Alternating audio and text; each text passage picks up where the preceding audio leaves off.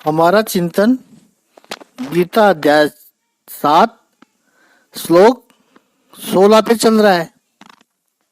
आज 17वां श्लोक लेते हैं। 16वें श्लोक में प्रभु ने 4 प्रकार के भक्त बताए हैं। 4 प्रकार के पुण्यात्मा मेरी सेवा करते हैं। आर्थ, जिज्ञासु, अर्थार्थी तथा ज्ञानी।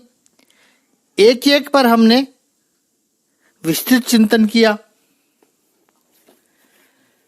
और आर्थ भाव की ये कितनी भावना है, कितनी श्रेष्ठ भावना है, उसको हमने देखा कि जो अपने कष्ट के लिए नहीं, उसकी पीड़ा संसार के लोगों के विकास की चिंता में होती है और वो पीड़ा के लिए अपनी वेदना, अपनी व्यथा परमात्मा के सामने प्रकट करते हैं। ये भी एक उच्च कक्षा के आर्थ भक्त है। तो आर्थ भक्त का अर्थ इतना मत समझना कि केवल भिक्षा पात्र लेके पहुंच गया प्रभु के पास। कभी कभी ज्ञानी भक्त भी आर्थ भक्त की श्रेणी में पहुंच जाता है। कल हमने समर्थ गुरु रामदास का उदाहरण दिया। बड़े उच्च कोटि के भक्त थे, लेकिन करुणावश वो भी आर्थ भक्त बन जाता है। द्रौपदी का भी देखा कि द्रौपदी का जब चीरहरण हो रहा था तब आर्थ भक्त बन गई द्रौपदी। गजेंद्र का पैर पकड़ा गया तो वो भी आर्थ भक्त बने और भगवान को आना पड़ा। अपना पुरुषार्थ कम पड़े तो ऊर्जा की पूर्ति के लिए प्रभु के पास दौड़ने वाले, ये आर्थ है। जिज्ञासु भक्त, अर्थार्थी भक्त और ज्ञानी भक्त बड़ी दिव्य कक्षाएं हैं। प्रभु से कहें कि ये 4 भक्तों का वर्णन जो आपने किया, लेकिन उनमें सब एक समान होते हैं प्रभु। तब प्रभु 17वें श्लोक में कहते हैं कि समान तो नहीं होते हैं। तो 7वें अध्याय का 17वां श्लोक लेते हैं, एक एक शरण उच्चारण करते हैं। तेषां ज्ञानी नित्ययुक्ता एक भक्तिर्विशिष्यते प्रियो हि ज्ञानिनो अत्यर्थम अहम स च मम प्रियः। तेषां ज्ञानी नित्य युक्त एक भक्ति विशिष्यते प्रिय ही ज्ञानिनी अत्यर्थम अहम स च मम प्रिय। इस 7वें अध्याय के 17वें श्लोक का शाब्दिक अर्थ है, प्रभु कहते हैं इनमें से जो परम ज्ञानी है और शुद्ध भक्ति में लगा रहता है वह सर्वश्रेष्ठ है। क्यों सर्वश्रेष्ठ है? क्योंकि मैं उसे अत्यंत प्रिय हूं और वह मुझे प्रिय है। भगवान कहते हैं कि इन तीनों में जो ज्ञानी है वह कैसा है? नित्य युक्त एक भक्त ही ज्ञानी। ज्ञानी के लिए 2 विशेषण प्रभु ने लगाए हैं। नित्य युक्त यानी निरंतर मुझसे जुड़ा हुआ, यही तो ज्ञानी की विशेषता है। एक बार जिसने परमात्मा को जान लिया, अनुभव कर लिया, अब भला वो परमात्मा से अलग कैसे हो सकता है? रह ही नहीं सकता। संसार में भी जब प्रेम की अनुभूति हुई तो फिर प्रिय पात्र से अलग होने की इच्छा नहीं होती है। ये अभिलाषा निरंतर बनी रहती है कि मेरा प्रिय पात्र, मेरा प्रियतम, मेरी प्रियतमा वो निरंतर मेरे पास रहे, मुझसे दूर न जाए, मेरी आंखों के सामने हो। संसार में अस्थि चर्म के शरीर वाले व्यक्ति, नर या नारी से प्रेम हो जाए तो उसमें अलग होने की इच्छा नहीं होती है, तो संसार के अधिपति ऐसे पूर्ण परब्रह्म परमात्मा को जिसने जान लिया, परमात्मा से जिसने प्रेम किया, भक्ति में प्रेम ही तो होता है सब कुछ, वो भला परमात्मा से अलग कैसे हो सकता है, दूर कैसे रह सकता है? नित्य युक्त है। एक भक्ति ही, अनन्य भक्ति ही, ऐसा जो ज्ञानी भक्त है वो विशिष्य है, वो श्रेष्ठ है। ही यानी क्योंकि ज्ञानी ने अहम अत्यर्थम प्रिय, ही ज्ञानी को मैं अत्यंत प्रिय हूं। जैसे किशोर किशोरी की बात की, अत्यंत प्रिय हूं, और चै स मम प्रिय, और वो भी मुझे अत्यंत प्रिय में है। तो ऐसा भक्त, ज्ञानी भक्त का जो संबंध है वो बिल्कुल विलक्षण संबंध है। वो निरंतर परमात्मा से जुड़ा हुआ है। नित्य युक्ता, भगवत गीता में यह शब्द अलग संदर्भ में कई बार प्रभु ने प्रयोग किया है। कर्मयोगी के बारे में भी नित्य युक्त शब्द प्रयोग किया है,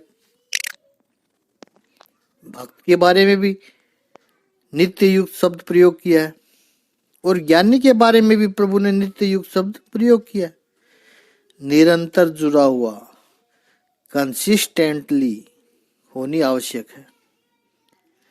आप कर्मयोग भी करो तो नित्य युक्त होकर करो, आप भक्ति भी करो तो परमात्मा से निरंतर जुड़े रहो, और आप ज्ञान मार्ग पर भी हो तो कंसिस्टेंटली करो। यहां एक स्पष्ट समझनी है एक बात, spiritualism and religion is not pass time activity. कुछ लोग कहते हैं कि छुट्टी के दिन तो कर लेते हैं, रोज नहीं कर पाते हैं। क्या पास टाइम एक्टिविटी थी? लीजर एक्टिविटी समझ रखी है आपने। और वही लोग कहते हैं कि कोई असर नहीं हो रहा है। कैसे होगा असर? यदि आप टोटल कमिटमेंट नहीं देते हो तो फिर अपेक्षा कैसे रख सकते हो परम तत्व से? नित्य युक्ता, देखिए आर्थ भक्त को, जिज्ञासु भक्त को, अर्थार्थी भक्त को, इन तीनों को कुछ अपर्याप्त की प्राप्ति करनी है। कुछ नहीं मिला वो पाना है। आर्थ भक्त को अपने कष्टों का निवारण करना है, क्योंकि कष्ट है तो उसकी शांति चली गई, तो जो अप्राप्त शांति है उसको पाना चाहता है। जिज्ञासु भक्त अपर्याप्त ज्ञान को प्राप्त करना चाहता है, और अर्थार्थी भक्त अपर्याप्त अर्थ को प्राप्त करना चाहता है। ज्ञानी का क्या है कि कोई ऐसा अप्राप्त का निर्वाण नहीं करना है उसको, किसी भी तरह अप्राप्त का निवारण नहीं चाहिए उसको। इसलिए ज्ञानी भक्त श्रेष्ठ है। एक भक्ति कहा प्रभु ने, एक भक्ति यानी एक ईश्वर की भक्ति, और दूसरा अर्थ है एक निष्ठा से ईश्वर की भक्ति। याद रखना है, एक ही भाव कहाँ आता है, एकत्व कहाँ आता है? केवल शरीर से एक हो जाना वो एकत्व नहीं है, वो तो बाई प्रोडक्ट है। जब तक मन एक नहीं होता है, संवेदनाएं एक नहीं होती है, इमोशनल आर नॉट यूनिफाइड, तब तक शरीर एक करके क्या फायदा? वो तो पशु जीवन है। मन एक न हो, संवेदनाएं एक न हो, बुद्धि के विचार एक न हो और शरीर को एक कर दिया, ये तो वासना का नग्न नाच है,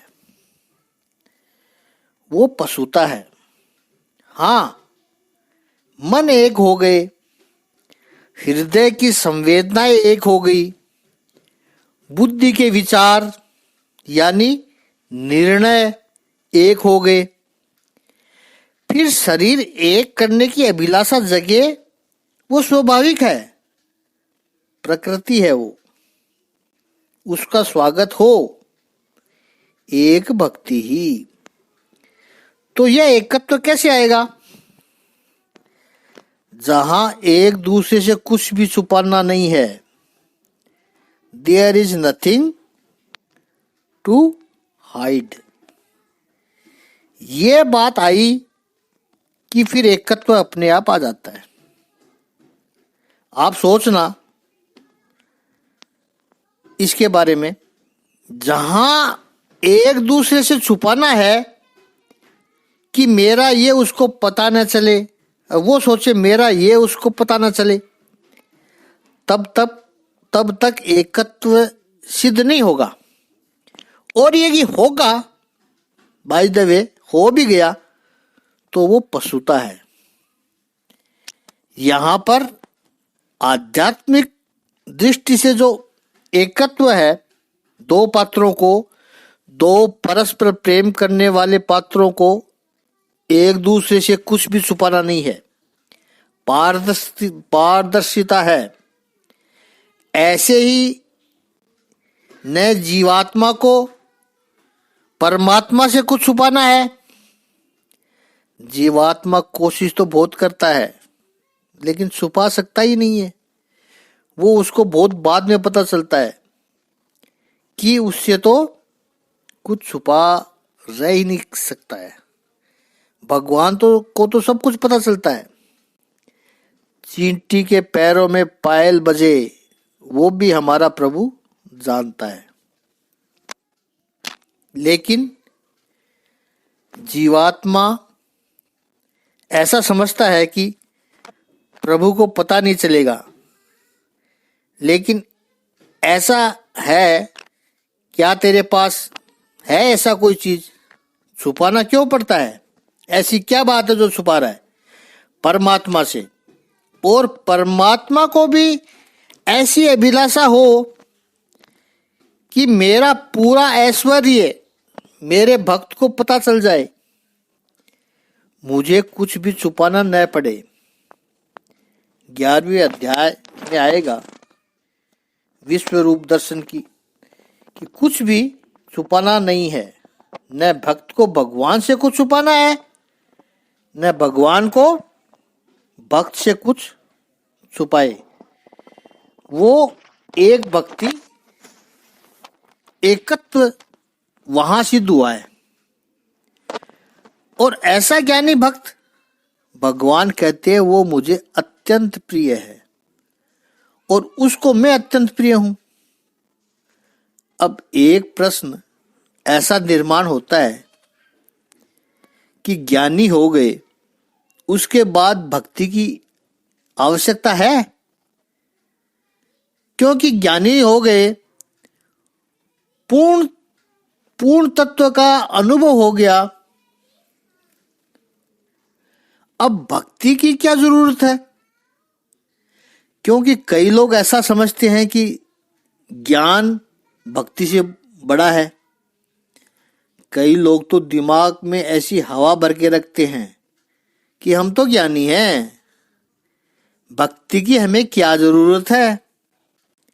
वो भक्ति को केवल इमोशनलिज्म समझते हैं, या वो भक्ति को शुष्क कर्मकांड में बधी हुई जानते हैं। ये तो केवल कर्मकांड है, इसके रहस्य को नहीं जानते।